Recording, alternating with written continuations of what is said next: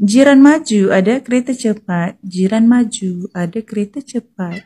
Jiran maju. Ternyata rugi besar. Tahu kan Wush, kereta cepat kebanggaan RI? Tahu Ya, negara miskin kayak Laos bisa loh punya kereta cepat yang langsung sampai ke Cina. Pembangunan dengan utang, kereta cepat, bangga. Itu punya Cina, kita cuma beli doang. Beli pakai apa? Pakai utang. Kapan Rakyat Indonesia ya, tolonglah berpikir cerdas. Jangan disebabkan berita hoax ya. Cabut semua subsidi ya, dan naikkan cukai. Betul ke Malaysia banyak berhutang dengan Indonesia? Jawapannya mudah ya. Jawapannya tak betul ya.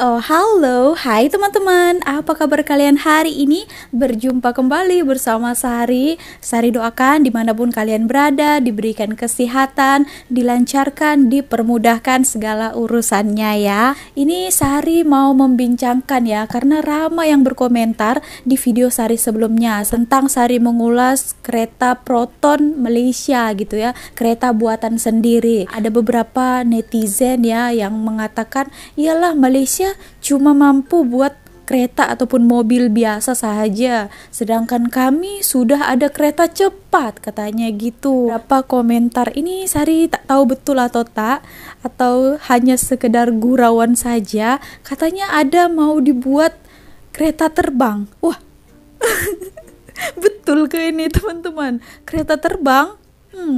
Oke, banyaklah dapat komentar kereta cepat, janji ada kereta cepat ya. Yang penting ada kereta cepat, gitu. Padahal yang mengatakan itu pun belum tentu dia sudah menaiki kereta cepat itu. Tapi ya daripada berita ya kan kereta cepat gitu. Oke teman-teman, ini ada lagi berita ya, tapi sudah beberapa minggu yang lalu, tapi Sari belum bahas. Sari mau bahasnya sekarang. Didakwa katanya Malaysia itu mempunyai utang dengan Indonesia. Nah, dari mana pula lah berita ini ya? Kalau kita tak percaya dulu sebelum itu adalah benar. Netizen daripada Konoha ini kan percaya-percaya saja kan. Berita hoax yang dibuat oleh orang-orang, katanya Malaysia hutang, ya dia telan mentah-mentah. Percaya saja. Tapi kita buktikan nanti kebenarannya. Apakah seperti itu? Oke teman-teman, so tetap di channel ini, tetap tonton video ini supaya kita bahas. Jiran maju, ada kereta cepat. Jiran maju, ada kereta cepat. Jiran maju, ada kereta cepat. Kereta cepat, kereta cepat, kereta cepat. Kereta cepat. Australia tak ada kereta cepat. Australia tak maju ke? Gitu. Oops.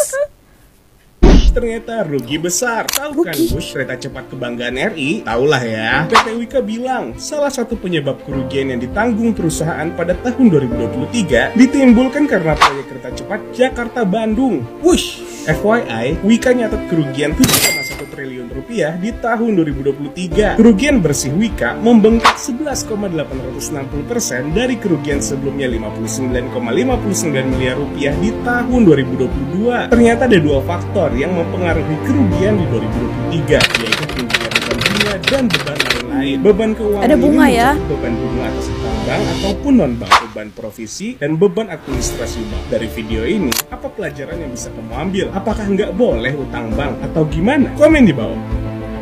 Ternyata ya, negara miskin kayak Laos bisa loh punya kereta cepat yang langsung sampai ke Cina. Kereta cepat ini dinamain Laos China Railway dan mulai beroperasi di tahun 2021 dengan menghabiskan dana sebesar 6 miliar dolar. Kereta cepat IMU ini langsung menghubungkan ibu kota Laos, Vientiane, langsung ke provinsi Yunnan, China loh. Laos dan China membangun infrastruktur ini tujuannya untuk mempermudah hubungan antar negara. Mereka membangun 20 gerbong, 10 gerbong diantaranya adalah gerbong untuk passenger dan 7 gerbong untuk kargo. Dan fun fact-nya adalah sebelum punya Laos China Railway, Laos itu nggak punya kereta api. Jadi kalau mereka mau ke China, mereka perlu naik bis sampai 20 jam. Tapi dengan adanya kereta cepat ini, mereka hanya butuh 3 jam. So, is it a good investment? Gue bener-bener penasaran sih sama Laos China Railway ini. Mungkin gue pergi nyobain kali ya.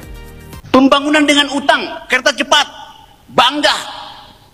Pendukung Jokowi bangga, kita sekarang punya kereta cepat. Itu punya Cina, kita cuma beli doang. Beli pakai apa? Pakai utang. Kapan bayar utang itu? 170 tahun lagi baru kita bisa bayar utang itu. Kereta dianggap teknologi tinggi, kereta cepat. Baru di zaman Jokowi kita punya teknologi tinggi. Di zaman Soeharto kita udah punya N258 yang dibangun di Nurtanio. Waktu zaman Pak Harto kita udah punya teknologi di atas awan. Sekarang kita banggakan teknologi yang masih merayap di tanah. Apa ngaco? Habibie udah bikin pesawat terbang fly by wire yang kecanggihannya itu diakui dunia. Cepat, kereta cepat, wus. Nah, dekat Australia pun udah negara maju juga tak ada juga kereta cepat. Sebenarnya menurut saya kereta cepat ini adalah suatu keperluan ya. Karena kenapa di Indonesia ada? Karena jarak satu ke tempat atau wilayah itu berjauhan, jadi diperlukanlah itu ya supaya cepat perjalanan sampai ke tempat tujuan. Nah, yang paling mengejutkan lagi tadi katanya WUS ataupun kereta cepat ini dia itu hutang ya daripada China dan sampai ratusan tahun baru kita lunas membayarnya. Nah, ternyata bukan milik kita seutuhnya ya, masih kita membayarnya juga. Pak netizen mengatakan digembar-gemborkan itu ya, kami ada kereta cepat dikarenakan berita-berita sebenarnya. Berita mengangkat ya kan, wow kita bagus, kita ada kereta cepat. Jadi netizen yang menonton itu wah, oh bagus ya, kita ada kereta cepat ya, gitu. Bangga sendiri dia, ternyata inilah faktanya. Oke teman-teman, so jangan bangga dulu, tengok faktanya baru berbicara, seperti itu. Yang paling mengejutkan lagi tadi katanya di negara miskin macam Laos pun mereka sudah ada kereta cepat terlebih dahulu sebelum kita. Tahun berapa tadi itu ya? Nah itu ya teman-teman, jadi yang memiliki kereta cepat itu bukan bermaksud negara itu kaya. Apalagi dengan hutang pula kan. Ini katanya mengenai hutang pula. Didakwa ataupun ada beberapa channel memang yang saya lihat ya dekat YouTube ini juga sudah beralih lagi ke TikTok. Dia menyebarkan berita-berita hoax bahwa Malaysia mempunyai hutang kepada Indonesia. Oke, nah dakwaan ini akan dipatahkan dan dibagi faktanya bahwa seperti ini. Nanti kita tonton dulu ya, baru kita bahas. So, jom. Malaysia memang salah satu negara yang memiliki permasalahan unik. Dikutip dari Great Hot dari Intisari, Malaysia terancam bangkrut akibat hutangnya yang sudah menggunung hingga 3.500 triliun rupiah. Rasio hutang Malaysia lebih dari 60% PDB sehingga pembayaran tiap tahunnya jauh lebih berat. Jadi sorotan dunia, Malaysia kini harus bayar ratusan triliun kepada pemerintah Indonesia. Sudah masa krisis. Kita boleh bagi pinjaman kepada Indonesia 1 bilion ringgit lagi. Kita boleh bagi pinjaman kepada Indonesia 1 bilion ringgit lagi. 1 bilion ringgit lagi. 1 bilion ringgit lagi. Kerana Indonesia masuk tengah menggudum tahu. Kerana Indonesia masuk tengah menggudum tahu. Cepat-cepat kita bagi 1 bilion. Cepat-cepat kita bagi 1 bilion. Cepat-cepat kita bagi 1 bilion. Dapat bantuan. Baru-baru ini saya buat video pasal hutang isi rumah. Ini ramai yang tinggalkan komen yang bertanya, YB, betul ke Malaysia banyak berhutang dengan Indonesia? Jawapannya mudah ya. Jawapannya tak betul. Ya, 97.5% hutang negara adalah pinjaman dalam negara.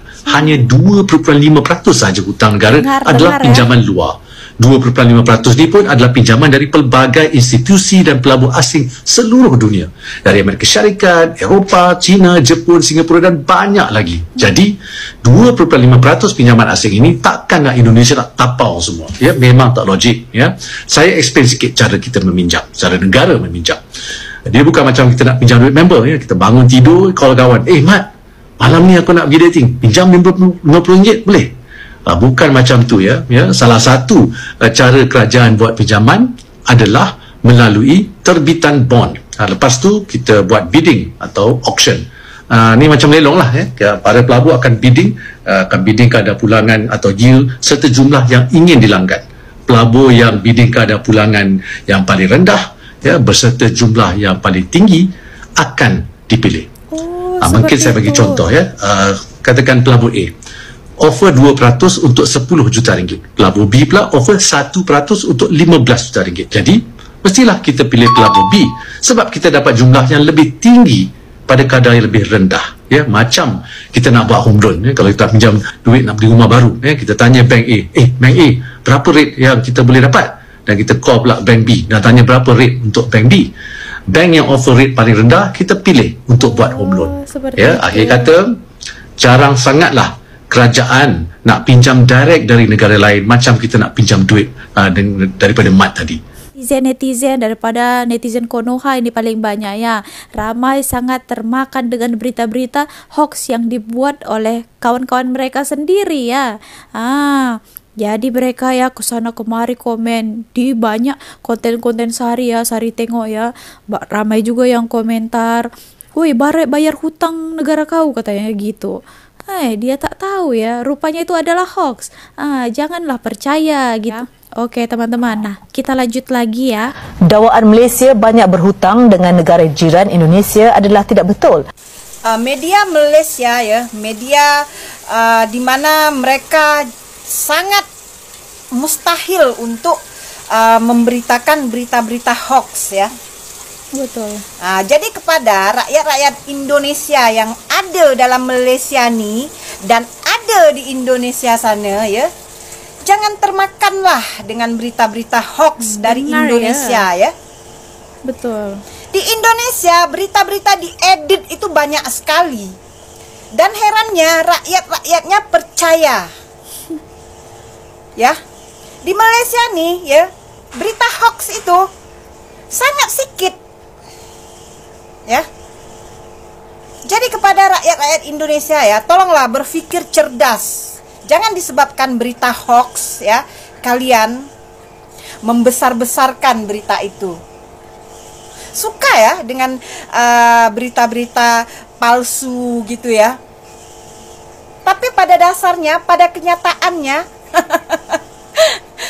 malah mempermalukan bangsa kita sendiri. Jadi ya kepada rakyat-rakyat Indonesia, terutama yang bekerja dalam Malaysia nih ya, tolong ya berpikiran cerdas. Jangan percaya dengan berita-berita hoax ya. Dan lihat fakta-fakta yang sebenarnya. Nampak murah, nampak mewah karena kerajaan masih subsidi ya. Tapi kerajaan subsidi terus, defisit anggaran membesar. Jadi tak ada pilihan lain kecuali pilihan yang sulit. Kerajaan harus potong subsidi BBM dan subsidi macam-macam. Kalau tidak, ringgit akan jatuh karena hutang menumpuk. Ini nilai tukar ringgit hari ini ya, 4,67, 1 US dollar 4,67 ringgit.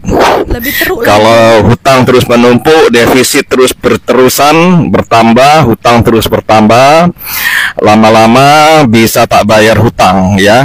Kesulitan bayar hutang nanti macam Sri Lanka, tak bisa bayar hutang, mata uang jatuh ya. Mata uang jatuh, semua naik di Malaysia. Baru Anda merasakan ya harga yang sebenar-benarnya dan betapa mahalnya biaya hidup ya. Sekarang kalian boleh merasakan hidup mewah, hidup nyaman karena masih disubsidi banyak oleh kerajaan. Kalau kerajaan sudah ada uang, hutang menumpuk, dia tak mau siapapun yang jadi PM, jadi Perdana Menteri nak melakukan keputusan yang sulit, cabut semua subsidi ya. Dia pula yang suruh dan naikkan cukai. Kalau tidak, tak bisa bayar hutang, ringgit jatuh. Kalian pun akan jadi miskin. Oke? Jadi hati-hati, tak payah sombong di sini. Oke? Itu nasihat dari saya. Peduli dengan kondisi keuangan kerajaan. Ya, jangan terlalu senang makan-makan yang subsidi. Oke, terima kasih semuanya. Merasa konten ini bermanfaat, bagikan, posting ulang, komentar, berikan like dan follow saya. Mengurusi negara orang. Tadi katanya $1 4.67 ringgit ya. Dia tak tahu kah $1 itu 16.000 rupiah. Lagi banyak Pak, lagi banyak. Kemarin pas 16.300 bilang rupiah stabil, masih aman. Sekarang udah 16.500 loh ini. Masih aman nggak? Jadi gak amannya tuh berapa? 20.000? Gak tahu. Yang jelas dong, berapa? 100.000? Gak tahu. 16.500 loh ini. 16.500 loh. Wow, top.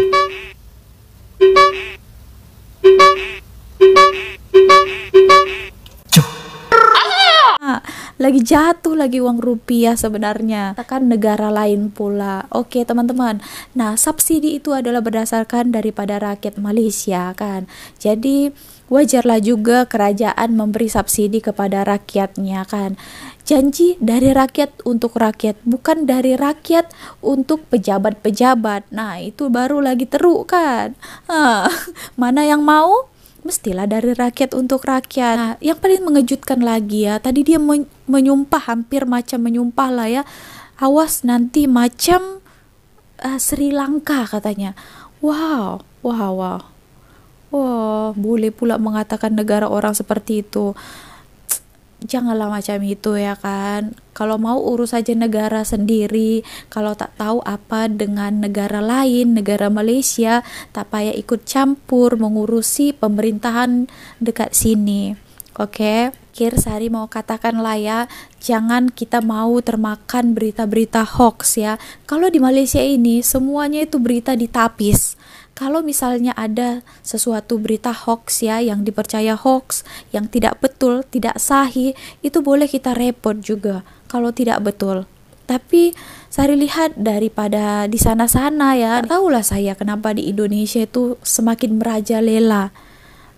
Berita yang palsu pun di sana tak ditapis. Semakin banyak, semakin ramai orang yang membuat berita-berita yang tidak betul.